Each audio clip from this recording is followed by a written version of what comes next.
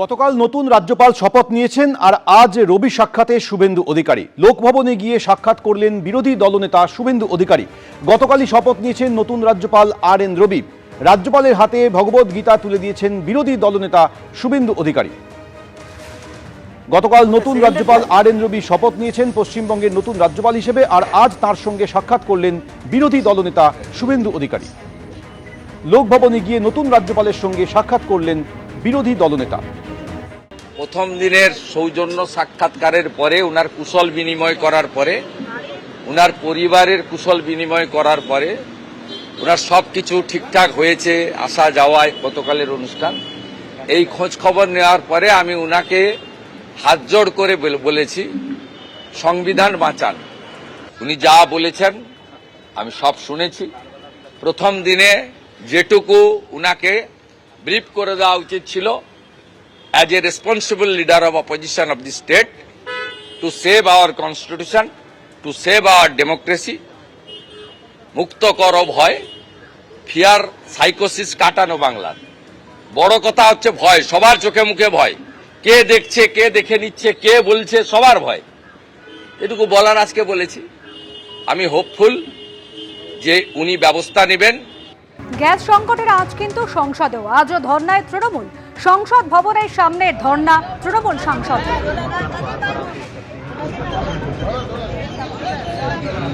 CNG PNG LPG gas কোথায় গেল? মোদি সরকার জবাব দাও। सीएनजी पीएनजी एलपीजी कहां गए? मोदी सरकार জবাব দাও। ফার্স্টলি মোদিজি কেন পার্লামেন্টে আসছেন না নিজের বক্তব্যটা রাখতে দেশবাসীর কাছে? আপনারা সকলেই জানেন যে ইতিমধ্যে মাননীয় মুখ্যমন্ত্রী মমতা বন্দ্যোপাধ্যায় মহামিছিলে নামছেন এই এলপিজি ক্রাইসিস নিয়ে 16 তারিখে সোমবার। আমাদের নাবিশ্বাস উঠছে শুধু এলপিজি গ্যাস নিয়ে না, সব কিছু নিয়ে। তৃণমূল কংগ্রেস এখন অনেক ধরনের নাটক করছে। ধর্ণা নাটক হলো, এর আগে মমতা বন্দ্যোপাধ্যায় কার্টেন উঠলো, পর্দা উঠলো, আমরা ধর্ণা দেখলাম। তৃণমূল কংগ্রেসের এটা শেষ আন্দোলন। এই গ্যাস নিয়ে আন্দোলন করছে তো তৃণমূল কংগ্রেস। আগামী নির্বাচনে এই তৃণমূল কংগ্রেস গ্যাসের মতো উবে যাবে।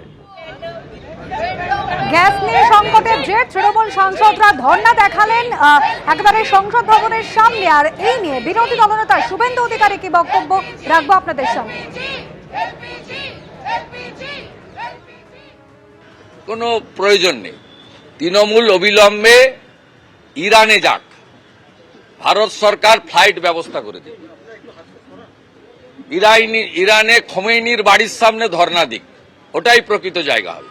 সব নর্মাল হয়ে গেছে। তৃণমূলকে অবিলম্বে, ওদের প্রচুর টাকা, ভারত সরকার অনুমতি পাসপোর্ট ভিসা দিয়ে দিক, ওরা তেহরানে চলে যাক।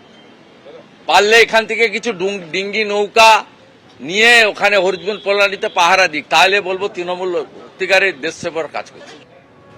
আসছি পরের খবরে। বকেয়া ডিএ মেটানোর দাবিতে রাজ্য সরকারি কর্মচারীদের ধর্মঘট ঘিরে দফায় দফায় উত্তেজনা ছড়ায়। কাজে বাধা দেওয়ার অভিযোগ ঘিরে ধর্মতলায় খাদ্য ভবনের অফিসের গেট থেকে উত্তপ্ত পরিস্থিতি।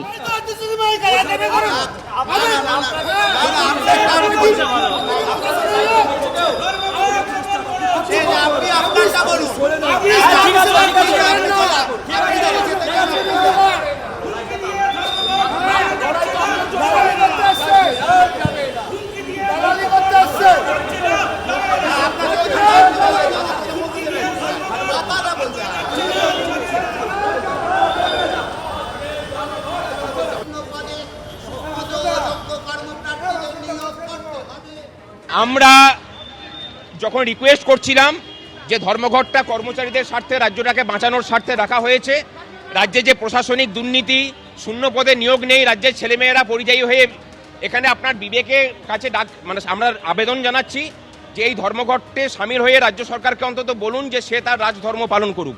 এই আবেদনটুকু জানানোর সময় তারা বলছেন যে এটাকেও করা যাবে না। এটাকে যদি আটকানো বলেন তাহলে 1000 বার পথ আটকাবো। কাউকে আটকানো হয়নি, কাউকে আবেদন করছি, আবেদন তো করতেই পারি। আবেদন করাটার মধ্যে কোনো অসুবিধা কিছু নেই।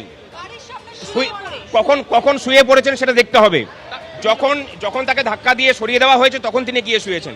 আমরা আবেদন করছি যে মানুষ অফিসে আসছেন তার বিবেকের কাছেই আমরা ছাড়ছি যে পারলে পরে আপনি ধর্মঘট করুন, কিন্তু আমাদের আবেদন থাকবে ধর্মঘট না করার, মানে ধর্মঘট করার। রাজ্য সরকারের ওপর চাপ বাড়াতে ধর্মঘটে সরকারি কর্মীরা ধর্মঘটে ডাক দিয়েছিলেন আজ সংগ্রামী যৌথ মঞ্চ সহ একাধিক সরকারি কর্মী এবং শিক্ষকদের সংগঠন। জেলায় জেলায় এর প্রভাব পড়েছে এমনই বক্তব্য সংগ্রামী যৌথ মঞ্চের আহ্বায়ক ভাস্কর ঘোষের।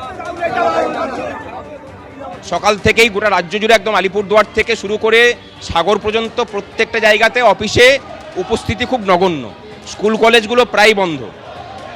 কলকাতা বাজারে দেখতে পাচ্ছেন যে বাস ট্রামও কম চলছে। সুতরাং বুঝিয়ে দিচ্ছে পরিস্থিতিটা।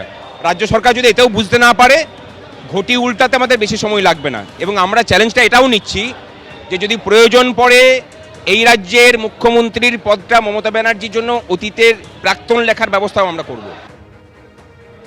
বকেয়া ডিএর দাবিতে রাজ্য সরকারি কর্মচারীদের ধর্মঘট ঘিরে যেভাবে দফায় দফায় উত্তপ্ত হয়ে উঠল পরিস্থিতি, শুভেন্দু অধিকারী বিরোধী দলনেতা কি বলেছেন শোনাবো।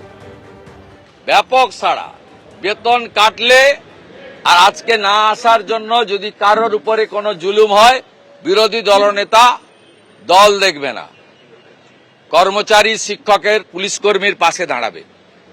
আমরা বিজেপি সরকারে এলে ৪৫ দিনের মধ্যে 7th পে কমিশনের টাকা দেব, এরিয়ার মিটিয়ে দেব সুপ্রিম কোর্টের পরে, এবং 8th পে কমিশনের কমিটি করে দেব।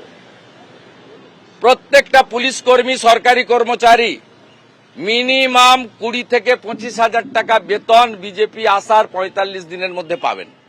বেতন বৃদ্ধি হবে। এটা ঝাঁটিয়ে বিদায় করুন, নিরপেক্ষ হন, আমাদের পক্ষে হওয়ার দরকার নেই। গোটা ফাঁকা দেখুন না এই সময় এই জায়গায় কেমন হয়, চারদিকে ব্যাপক সমর্থন। সমস্ত কর্মচারীদের, শিক্ষক, পুলিশ কর্মীদেরকে হ্যাটসঅপ জানাচ্ছি এবং তাদের এই লড়াই সফল হোক। এবিপি আনন্দ এগিয়ে থাকে, এগিয়ে রাখে।